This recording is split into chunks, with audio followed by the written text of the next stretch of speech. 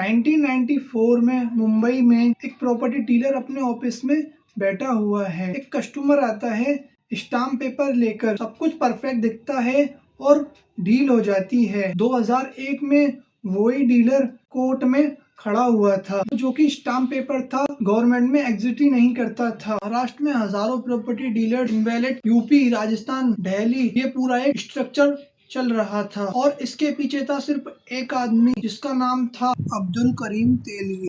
अब्दुल करीम तेलगी, आदमी जिसने कभी मुंबई की ट्रेनों में फल बेचता था और 30,000 करोड़ का स्कैम किया था स्टाम्प पेपर के जरिए। मुबारक हो, बाप बन गए आप। स्टैम्प पेपर पैदा हुआ है। मुंबई के चौपाट डांस बार में सिर्फ एक रात में ही तेलगी ने डांस बार पर 90 लाख रुपए उड़ा दिए थे। इस लेडी का नाम था तरन्नुम। आज के वीडियो में जानेंगे फ्रूट सेलर से लेके बिगिस्ट स्कैम जो कि 30,000 करोड़ रुपए का किया था और कैसे हमारे सिस्टम इसके साथ मिला हुआ था।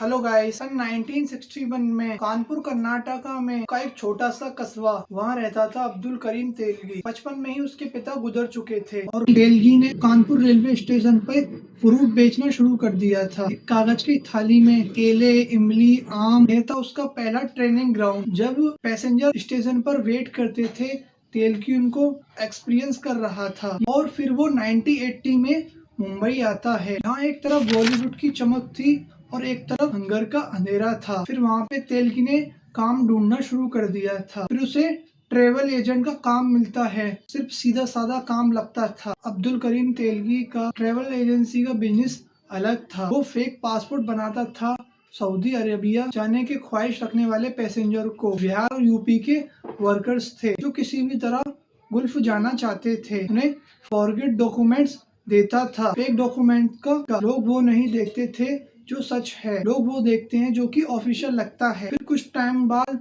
वो पकड़ा गया था। फिर उसे जेल में अरेस्ट कर दिया गया था और यहाँ होती है एक मुलाकात जो इंडिया का इतिहास बदल देता है। जेल में तेलगी की नजर पड़ती है एक आदमी पर जिसका नाम था राम रतन सोनी। सोनी का एक पुराना क्रिमिनल था जो कि डॉक्यूमेंट्स की दुनिया का एक्सपर्ट था और सोनी ने तेलगी को आइडिया दिया था। सोनी ने कहा करेंसी मत छाप, इससे लोग पहचानते हैं, पकड़े जाओगे। उसने आइडिया दिया स्टाम्प पेपर का। तो गाइस, स्टाम्प पेपर वो होता है जो कि हम प्रॉपर्टी खरीदते हैं या शॉप खरीदते हैं। जैसे 1,000 रुपए का भी स्टाम्प पेपर आता है, 10 रुपए का भी और 100 रुपए का भी। स्टाम्प पेपर वो प्लेन गवर्नमेंट जो प्रॉपर्टी सेल अग्रीमेंट में यूज होता है, इसको कोई भी सीरियस ही नहीं लेता है। तेलगी को उसने समझाया था अगर तुम फेक करेंसी छापते हो तो क्या होगा। आरबीआई कंटिन्यूसली नई डिजाइन लाती रहती है, सिक्योरिटी रेट्स रहते हैं, हर दुकानदार से लेकर बैंक तक पकड़े जाने का खतरा बहुत है। वहीं दूसरी तरफ स्टाम्प पेपर चेक करता कौन है। एक प्रॉपर्टी डीलर जब 100 रुपए का स्टाम्प पेपर खरीदता है तब उस पे सरकारी सील और वाटरमार्क है और नंबर प्रिंट है और उसको डन कर देता है। कोर्ट में स्टाम्प पेपर सबमिट होता है, उसे आगे क्लियर कर देते हैं, फाइल कर लेते हैं और डन। कोई यूवी लाइन नहीं और कोई सीरियल नंबर नहीं। अब आता है असली सवाल, आखिरकार उसने ऐसे एग्जीक्यूट किया था। पहला चैलेंज था प्रिंटिंग मशीन्स का। गवर्नमेंट के स्टाम्प पेपर सिर्फ एक ही जगह ऑफिशियली स्टाम्प होते थे उस टाइम में, जो कि नासिक सिक्योरिटी प्रेस, जहाँ करेंसी नोट्स भी प्रिंट होते थे, वहीं जहाँ पासपोर्ट पेपर भी बनते थे। तेलगी ने गवर्नमेंट एक्सहिबिशन अटेंड किए थे, यानी कि जब नासिक सिक्योरिटी प्रेस जब रिपेयर होने जाती थी गवर्नमेंट एक्सहिबिशन के थ्रू, तेलगी वहां पहुंचा बिल्कुल आम आदमी की तरह और उसने वहां खरीद लिया एग्जैक्ट वही प्रिंटिंग मशीन जो ओरिजिनल स्टाम्प पेपर बनाने के लिए यूज होती थी। पर मशीन्स काफी नहीं थी, इंक भी चाहिए थी, एग्जैक्ट इंक और वाटर मार्क भी चाहिए था, वो ट्रांसलेट डिजाइन जो पेपर के अंदर ही होता था। तेलगी ने वो अरेंज कर लिया था। सीधा मुंबई के जुआ नियर वेयर हाउस में तेलगी की फैक्ट्री चलना शुरू हो गई थी। रात को प्रेस चलती थी, दिन में प्रेस ऑफिशियली बंद होती थी। मेरे को पैसे कमाने का कोई शौक नहीं है, क्योंकि पैसा कमाया नहीं बनाया जाता है। स्केल इतना बड़ा हो गया कि मल्टीपल स्टेट में ऑपरेट कर रहे थे। महाराष्ट्र, कर्नाटका, आंध्र प्रदेश, राजस्थान, यूपी, एक इनविजिबल नेटवर्क था। अब आता है वो हिस्सा, टन्स ऑफ स्टाम्प पेपर बन गए थे। अब उन्हें डिलीवर करना था अक्रॉस पूरी इंडिया में। फिर उनको सब्जियों की गाड़ियों में, जिनके अंदर गाजर और आलू के नीचे वो स्टाम्प पेपर रख दिए जाते थे, और पॉलिटिशियन के काफिले, जिन्हें पुलिस वाला चेक करना तो दूर दूर से ही सलाम करके की गाड़ियों को निकाल दी जाती थी। और जब सामान पहुंचता था, आम लोगों के लिए नहीं था, वो बेचता था बैंक्स करप्शन को और प्रॉपर्टी डीलर को, MBA ग्रेजुएट, जिन्हें ज्यादा सवाल नहीं करना था। आखिरकार सिस्टम ने उन्हें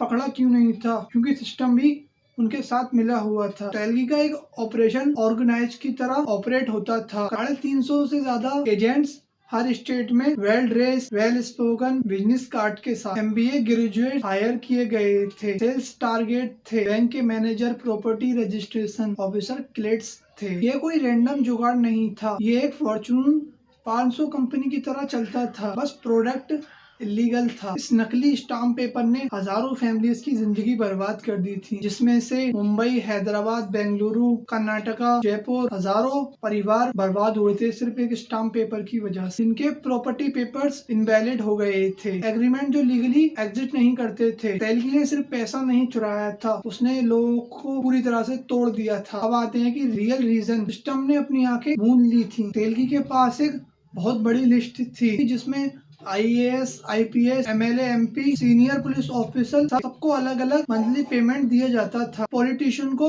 चुनाव फंड्स मिलते थे। और फिर आती है वो रात मुंबई के टोपा डांस बार में। सिर्फ एक रात में ही तेलगी ने एक बार में डांस बार पर 90 लाख रुपए उड़ा दिए थे। हाँ जी गाइस, आपने सही सुना, 90 लाख रुपए। डांस लेडी का नाम था तरन्नुम, जो कि वहाँ पे डांस करती थी। नोटों की बारिश होती है कई घंटों तक। ये कोई शो ऑफ नहीं था, ये एक मैसेज था कि मैं इतना पावरफुल हूँ कि मुझे किसी चीज की परवाह नहीं है। वो एक इंसान ने जेन्युइनली बिलीव कर लिया था कि सिस्टम उसे कभी पकड़ नहीं सकता, क्योंकि सिस्टम ही उसका था। बेंगलुरु में एक रूटीन ट्रांजेक्शन था। एक प्रॉपर्टी डीलर तेलगी का हिस्सा था, एक स्टाम्प पेपर सेल करता था, 10 रुपए का स्टाम्प पेपर। एक लोकल गवर्नमेंट क्लर्क में उस दिन उसने स्टाम्प पेपर देखा और सीरियल नंबर मैच किया था, नंबर मैच नहीं किया था वो 10 रुपए के स्टाम्प पेपर में। यहीं से वो एम्पायर हिल जाता है 30,000 करोड़ का। बेंगलुरु पुलिस ने केस रजिस्टर कर लिया था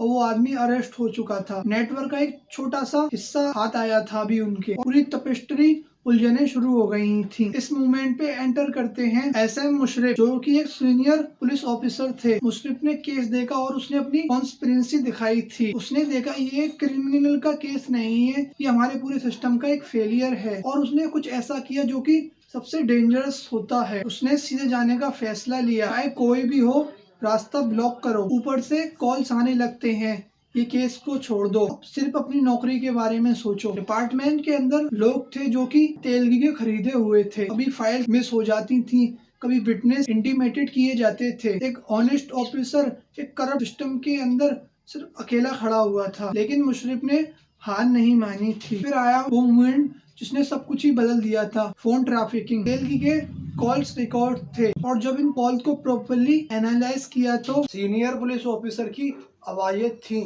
जो कि तेलगी से सीधे बात कर रही थे। पॉलिटिशियन कॉल्स एग्रीमेंट होते थे। ये टेप से पॉलिटिशियन इंक्वायरी थी और फिर नार्को एनालाइज्ड। तेलगी को नार्को टेस्ट के लिए भेजा गया था और वहाँ पे कुछ अलग ही एक्सपीरियंस हुआ था। नार्को में तेलगी बोलने लगा था, एक के बाद एक नाम बोल रहा था, कुछ पॉलिटिशियन के नाम जो कि टेप्स में सामने आए थे। अब्दुल करीम तेलगी को, जो कभी इंडिया का सबसे खतरनाक क्रिमिनल था, उसको एड्स और मल्टीपल बीमारी होती हैं और उसकी डेथ हो जाती है 62 साल की उम्र में। कैसे हमारे सिस्टम की फेलियर की वजह से 30,000 करोड़ रुपए का इंडिया में स्कैम हुआ था। तो बताना गाइस कमेंट में कैसी लगी। अच्छा लगा हो तो भाई लाइक करके जाना, चैनल पे हो तो सब्सक्राइब भी कर लेना। Thanks for watching.